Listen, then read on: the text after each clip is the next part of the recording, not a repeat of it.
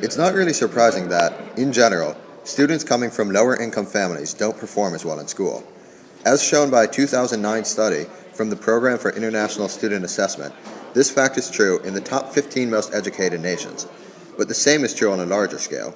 In countries with large percentages of the population living below the poverty line, the education standards are poorer as well.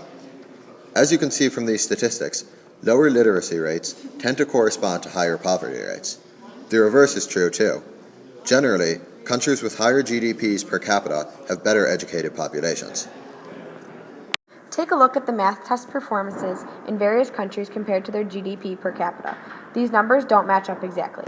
For example, Taiwan scored the highest, but its GDP per capita is less than half of the US's.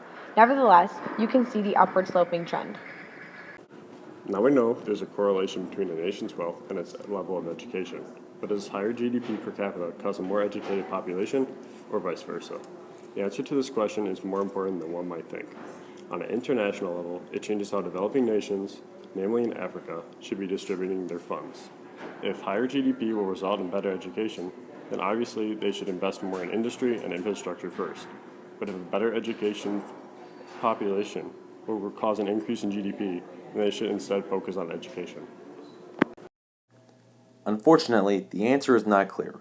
There are a number of factors that contribute to GDP growth, and it's had a bigger impact in some countries than in others. However, most economists suspect that there is a cyclical relationship between the two. If a country has more money, it will be able to invest more in better education, better schools and institutions, and essentially an investment in capital labor, meaning that the more intelligent population will produce better goods and services, in turn resulting in a nation's higher GDP. The two factors cause one another. Of course, education level and GDP are not the only two components of this. An overabundance of other contributing factors come into play. Nevertheless, it seems evident that countries with a more developed education system will be stronger financially as well.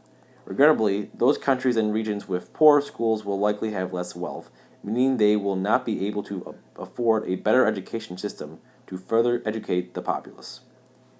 In fact, the results on individual countries actually hit very close to home. Chicago, America's third largest city, is a bustling economy. So why are so many students doing so poorly compared to their counterparts in the suburbs? Illinois' GDP is $644 billion with a GDP per capita of $50,000, and 9 out of the $10 billion recommended goes to public schools. Our public funding is there, so why is there such a gap? The faculty ratio in Chicago public schools is 24-1, and that's faculty, not necessarily teachers, while a standard ratio in the suburbs is 16-1. So students in the suburbs have more options to work with their teachers. While this is a problem, the main issue that students deal with is their family income. 87% of the students that attend a CPS school, including charter schools like Walter Payton, live in a low-income family. Students have to deal with lots of other issues when many don't have anything to eat at home. Only 65% of students graduate from a CPS school. Then they are going back into a cycle what happened to most of their parents.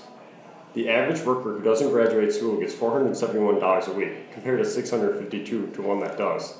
And the average worker in the United States gets $850 a week, and someone who has a bachelor's degree gets $1,066. Looking at these graphs, the students who have their financial needs met have much higher scores compared to their counterparts. Students in a higher income family can focus on their schoolwork compared to other students, which then comes out in this next graph of 2012 Illinois test scores. This graph shows how many students find it hard to work. The problem for individual students may vary greatly, but they all stem back to a low household income.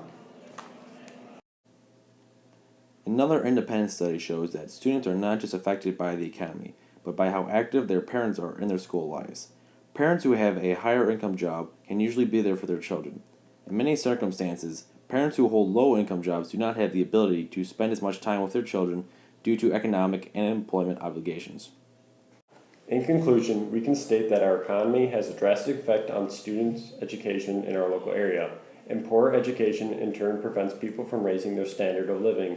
The supposed even playing field that is actually a hill next to a valley needs to change if we want all of our students to perform to the best of their abilities.